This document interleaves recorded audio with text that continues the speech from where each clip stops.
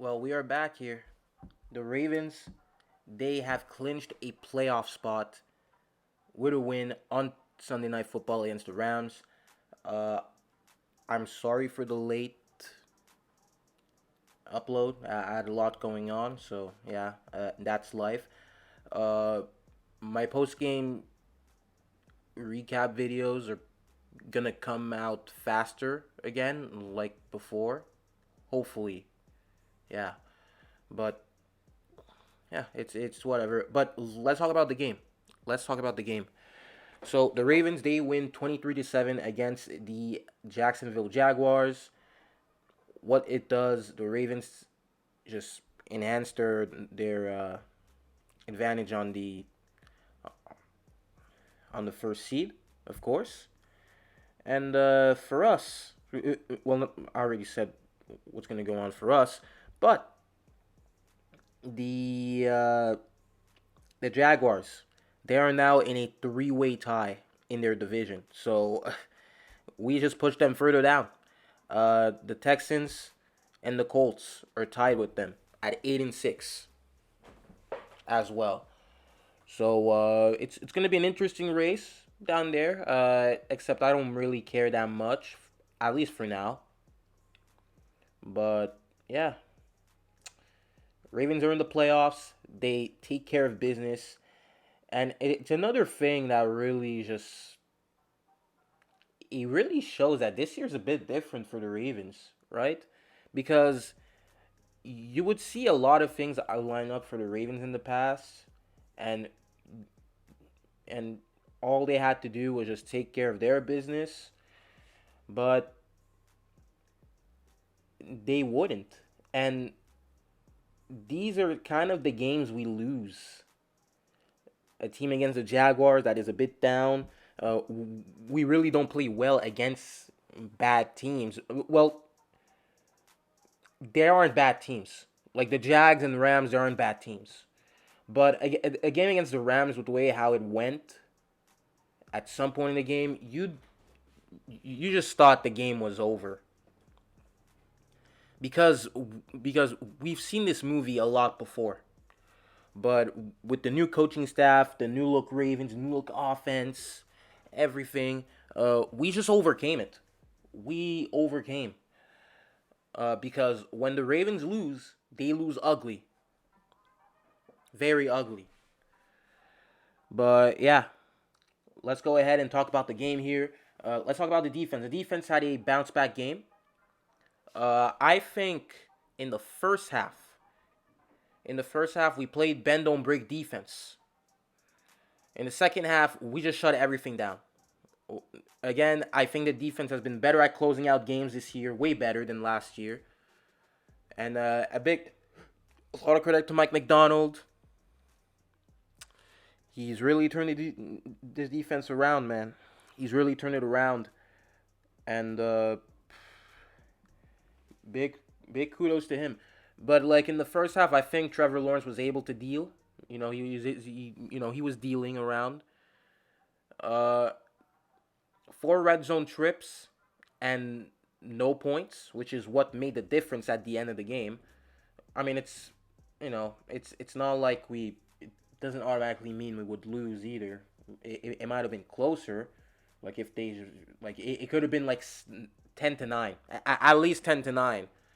Well, yeah, at least like 12-10 or something like that. But then like they just scored a touchdown in the second half, and that was it. I mean, in the second half, that touchdown was a just a bad a miscommunication. Uh, Archer Millette, he's probably expecting Geno Stone to pick up, so that's Geno Stone's fault. Like, yeah. So yeah, I've seen people say it's Archer Millette, but nah, it's not. It isn't because again he was expecting like how it was supposed to happen with like based off of body language, right? Geno Stone was supposed to pick up that one. He was supposed to get safety help from Geno Stone. So yeah, I think the game. not the game, the blame goes to Geno Stone. But yeah, honestly, the defense just played very, very well. Aside from a few busted coverages, like a few mistakes in the first half. Second half, we just shut everything down. Let's talk about Justin Matabike. He just broke a record. I think. I think he did. Let me see what the record is. It's a sack. I think he went like 11 games with the. Hold on. Yeah, 11 straight games with at least a half a sack. That's tied for the most. So he's gonna get a bag. I really hope he's our main priority to sign because I don't think we can afford losing him. I mean, because we have a guy who plays in the interior who's very good pass rusher, and a guy we've developed. We need to keep him. I know people are gonna say, "Oh, but Patrick Queen." I really don't see. I could see a scenario where we do keep him, but that would be if he had the franchise tag. Like, I really will not. I have no clue if I'm going to be happy if we just sign two off-ball linebackers to 20 plus mil a year contracts when we just have other needs. Like, we paid Roquan, we cannot pay Patrick Queen. Like, and for Geno Stone, I mean, hey, he's not gonna be expensive.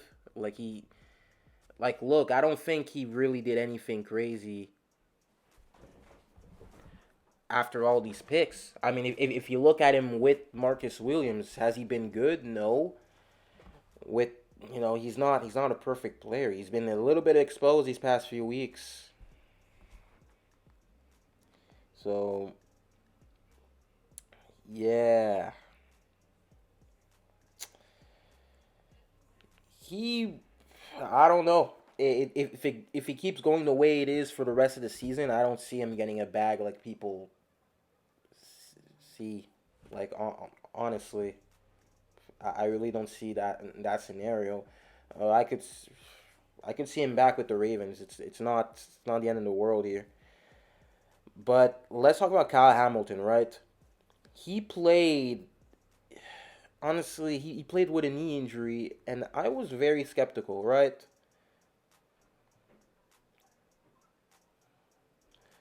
I was extremely skeptical because the Ravens love rushing guys back, right? They love doing that. We did it with Marlon Humphrey.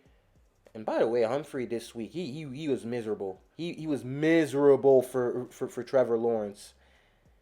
Like he was very disrupted. He was very good. I just want to say that about him. But for Kyle Hamilton, the defense is way better with him than without him. That we know. That we know because it really showed against the Rams, right? It really showed against the Rams when he went out a second time, and that time for the rest of the game. That he's become, even as a sophomore, he's become one of the most, if not the most important players on the defense. But the thing is, I did not expect him to play this well. Like, I didn't. Like, to me, I was like, okay, just sit him. Just sit him. Because it might be playing scared, but dude, we have seen this movie so many times. How many times are we going to really learn from it? Like, Ronnie Stanley, we do the same in Ronnie Stanley. And yeah, but hey, if he's healthy, he's healthy, and I'm glad he's on the field and making an impact. But the transition to offense, Ronnie Stanley left the game. Morgan Moses, again, both of our tackles were playing injured as well. So that's not a very good sign as well for how we just manage injuries in general. Like we just don't do a very very good job, honestly. I mean, dude, Ronnie Stanley went out with a concussion. It was a bad play for him. It was in a bad play. I mean, he put his head down, but come on, man. He keeps getting injured, bro. Like, and we keep playing him. Like, people are gonna say he sucks, but come on, man. Like, how is it not on the Ravens? How is this not on the Ravens? Because they should have sat him. I mean, dude, like people are just so quick to just point fingers at just a player, but like, what business did he have to play till after the bye week? Him or Marlon Humphrey? But instead, we played Ronnie Stanley before the bye week ended. We could have just waited 2 more weeks. 2 more weeks and he's back. At least. Or what you do is sit him till the Niners game. But he has gotten no time to rest from his injury. All we do is just rush players back and never learn from it. It is so frustrating to see because they will get re-injured or they will not play as good. And for anyone that tries to say, oh, there could be better than him on the team, no way. Like McCary, he was as bad as Stanley, and he's healthy. So also, I'm gonna talk about it in a future video. We should not get rid of Ronnie Stanley at all. But yeah, uh, yeah, that's it for the offensive line. They didn't play good. I mean,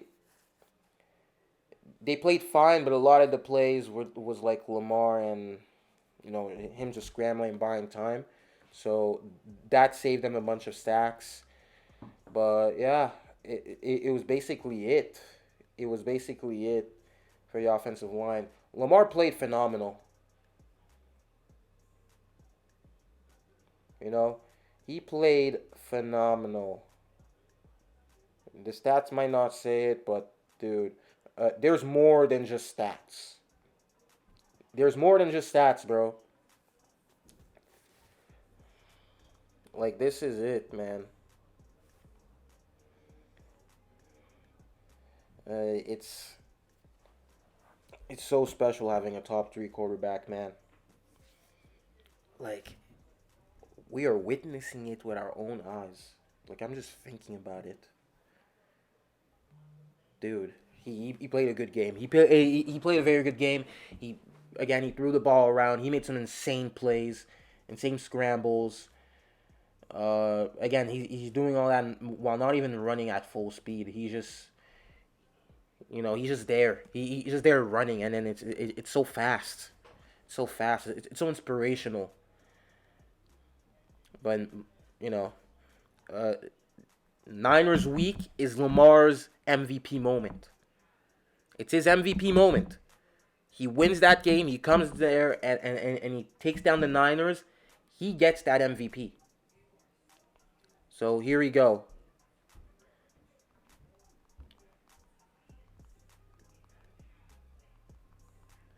So yeah, nothing more to be said. Like it's Lamar doing Lamar things. Lamar doing Lamar things, and we're just witnessing again, right in front of our eyes. Uh, our running backs, we didn't really do. I mean, we still ran the ball pretty well. Keem Mitchell being out is just so crushing. Our two best running backs on the team are out for this season. Unless Dobbins just takes a lot of perks and just like Aaron Rodgers magically is deactivated from IR. I hope this happens, bro. I just hope. We need him in January. Even him on a cocaine leg, he actually did something, and he would be determined.